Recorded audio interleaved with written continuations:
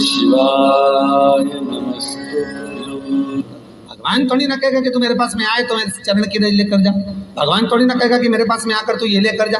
भगवान तो कहेगा मेरे पास में आया है, मांगना कुछ मत, बस मुझे जो स्नान कराया है मेरा चरणोदक लेकर जा, छीट दे पूरे घर में, संपदा भरना मेरा काम है। जहां मेरी चरण की रज पहुंच गई वहां संपदा स्वतः पहुंच गई, मैं वहां पहुंच जाता हूं।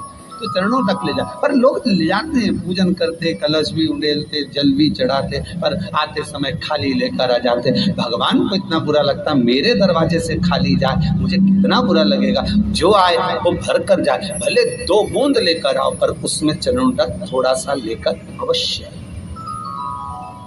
हमारी माताएं बड़ी प्रेम से कहती हैं, आप लोगों के मन में भी ये बात जरूर होगा, जितने लोग टीवी पर कथा सुन रहे हो, फेसबुक यूट्यूब पर श्रवण कर रहे हो, आपने भी सुना होगा, घर की जो माताएं होती है, कभी भी घर का रसोई घर का बर्तन जिसमें सब्जी बनाई है, 50 लोग अगर जिमने आ रहे हैं और कह दिया आज का निमंत्रण है, 50 लोगों का पार्टी है, ये है वो है, सुहागिल है या ब्राह्मण भोज है, तो वो जो खीर का पात्र होगा, जो बर्तन होगा, जो सब्जी का पात्र होगा, माँ उसको खाली जल्दी नहीं करती है। भले उसमें सब्जी थोड़ी ना थोड़ी पड़ी रहने देगी, जब तक सब जिम कर नहीं चले जाएंगे तब तक उसमें पटक कर रखेगी। क्यों? क्योंकि उसमें उसकी बरकत है।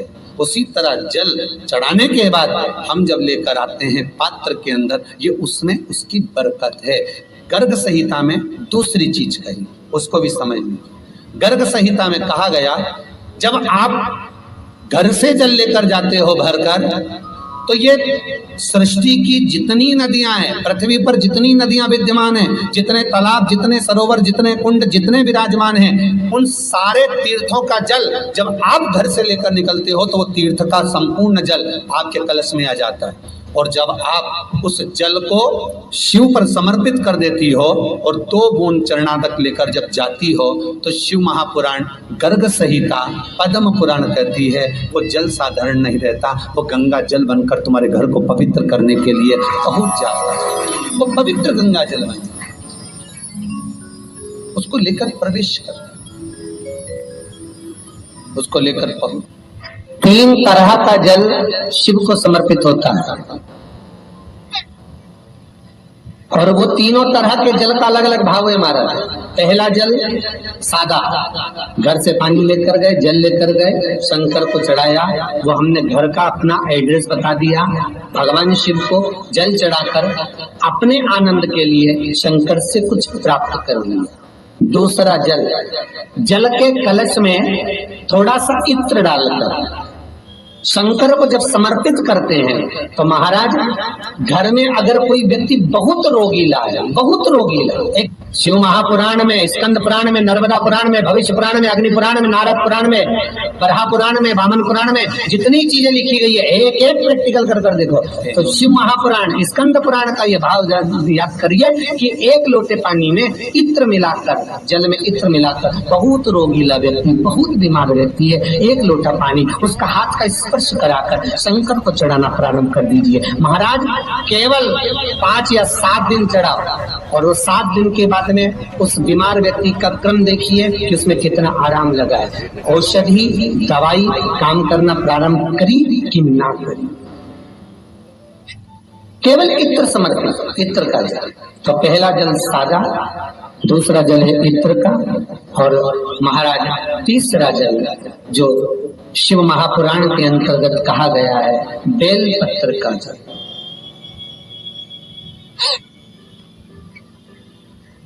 तीसरा जो जल है वो बेलपत्र का जल।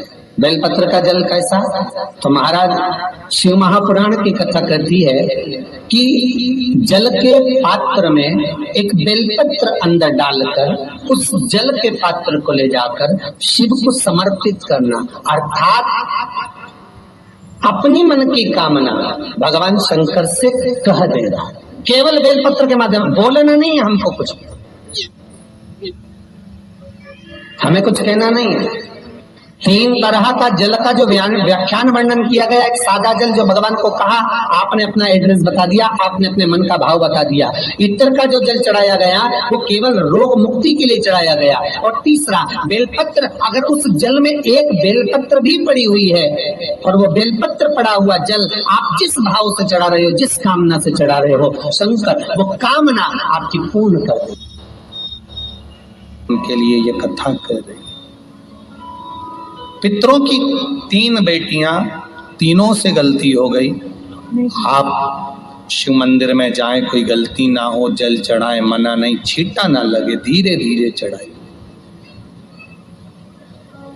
और एक बात अच्छे से ध्यान में रखिएगा, शिव मंदिर से जब भी वापिस आए, जल चढ़ाकर अपना फर्ज पूरा अदा कर।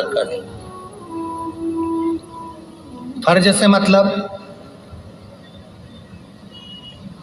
जब शिव मंदिर से वापिस आए, जो पत्ती, बेलपत्री, फूल शिव जी पे चढ़े थे वो नीचे शिवलिंग पे से नीचे गिर गए हों। एक शिवलिंग रखा है, लाना मिट्टी वाला, नहीं इधर उठा में कथा चल रही, थोड़ा ध्यान से सुन। तो आप लोग जो पशुपति व्रत कर रहे हो या कोई भी उपास करते हो, कई लोग कहते हैं हमने करा नहीं हुआ, क्यों नहीं हुआ? उसमें हमारी गलतियों को हमें चाहिए। श्री शिवाय नमस्तुभ्यम मित्रों, हमारे चैनल MP 49 पंडित प्रदीप मिश्रा में आप सभी शिव भक्तों का बहुत स्वागत है। पंडित प्रदीप मिश्रा जी से जुड़े सरल उपायों को देखने व सुनने के लिए हमारे चैनल को लाइक, शेयर व सब्सक्राइब करना ना भूलें। हर हर महादेव। यदि आप लोगों में से कोई काशी गया होगा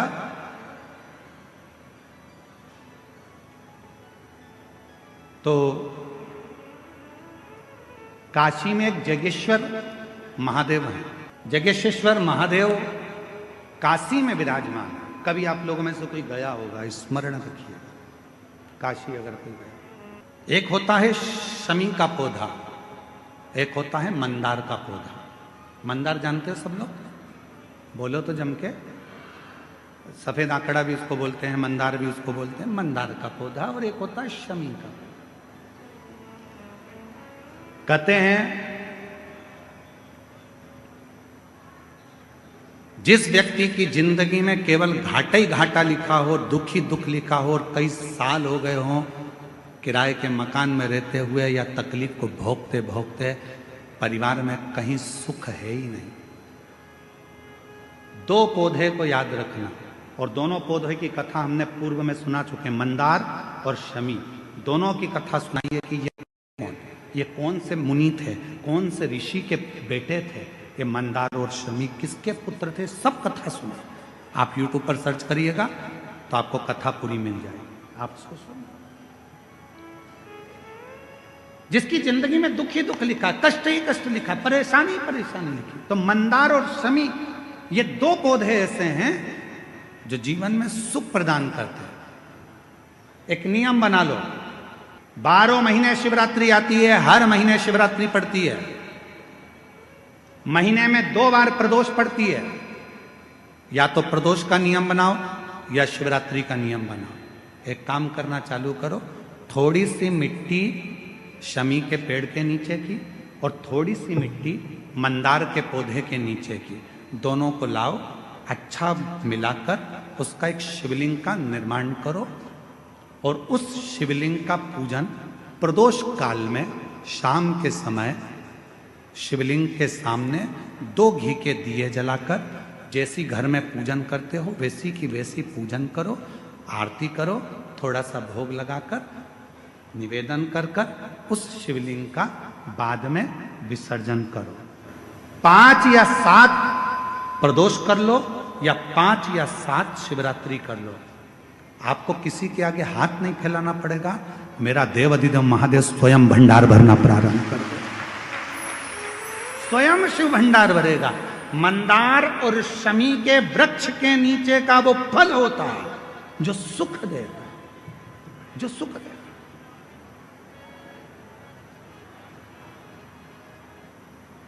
जो हमें आनंद प्रदान करता है।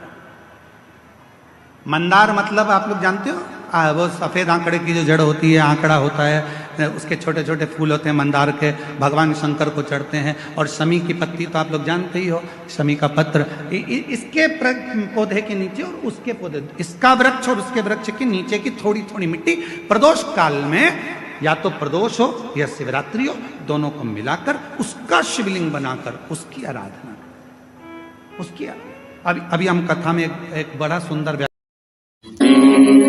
शिवाय नमस्ते। भगवान थोड़ी ना कहेगा कि तू मेरे पास में आए तो मेरे चरण की रज लेकर जा। भगवान थोड़ी ना कहेगा कि मेरे पास में आकर तू ये लेकर जा। भगवान तो कहेगा मेरे पास में आया है, मांगना कुछ मत, बस मुझे जो स्नान कराया है मेरा चरणोदक लेकर जा, छीट दे पूरे घर में, संपदा भरना मेरा काम है। जहां मेरी चरण की रज पहुंच गई वहां संपदा स्वतः पहुंच गई, मैं वहां पहुंच जाता हूं। तो चरणों तक ले जा, पर लोग ले जाते हैं, पूजन करते, कलश भी उंडेलते, जल भी चढ़ाते, पर आते समय खाली लेकर आ जाते। भगवान को इतना बुरा लगता, मेरे दरवाजे से खाली जाए, मुझे कितना बुरा लगेगा। जो आए वो भर कर जाए, भले 2 बूंद लेकर आओ, पर उसमें चरणों तक थोड़ा सा लेकर अवश्य। हमारी माताएं बड़ी प्रेम से कहती हैं, आप लोगों के मन में भी ये बात जरूर होगा, जितने लोग टीवी पर कथा सुन रहे हो, फेसबुक यूट्यूब पर श्रवण कर रहे हो, आपने भी सुना होगा, घर की जो माताएं होती है, कभी भी घर का रसोई घर का बर्तन जिसमें सब्जी बनाई है, 50 लोग अगर जिम में आ रहे हैं और कह दिया आज का निमंत्रण है, 50 लोगों का पार्टी है, ये है वो है, सुहागिल है या ब्राह्मण भोज है, तो वो जो खीर का पात्र होगा, जो बर्तन होगा, जो सब्जी का पात्र होगा, माँ उसको खाली जल्दी नहीं करती है। भले उसमें सब्जी थोड़ी ना थोड़ी पड़ी रहने देगी, जब तक सब जिम कर नहीं चले जाएंगे तब तक उसमें पटक कर रखेगी। क्यों? क्योंकि उसमें उसकी बरकत है। उसी तरह जल चढ़ाने के बाद हम जब लेकर आते हैं पात्र के अंदर, ये उसमें उसकी बरकत है। गर्ग संहिता में दूसरी चीज कही, उसको भी समझ लीजिए। गर्ग संहिता में कहा गया, जब आप घर से जल लेकर जाते हो भरकर, तो ये सृष्टि की जितनी नदियां हैं, पृथ्वी पर जितनी नदियां विद्यमान हैं, जितने तालाब, जितने सरोवर, जितने कुंड, जितने विराजमान हैं, उन सारे तीर्थों का जल जब आप घर से लेकर निकलते हो तो वो तीर्थ का संपूर्ण जल आपके कलश में आ जाता है। और जब आप उस जल को शिव पर समर्पित कर देती हो और 2 बूंद चरणादक लेकर जब जाती हो, तो शिव महापुराण गर्ग संहिता पद्म पुराण कहती है, वो जल साधारण नहीं रहता, वो गंगा जल बनकर तुम्हारे घर को पवित्र करने के लिए पहुंच जाता है। वो पवित्र गंगा जल बन, उसको लेकर प्रवेश करता, उसको लेकर पहुंच। 3 तरह का जल शिव को समर्पित होता है, और वो तीनों तरह के जल का अलग अलग भाव है हमारा। पहला जल सादा, घर से पानी लेकर गए, जल लेकर गए,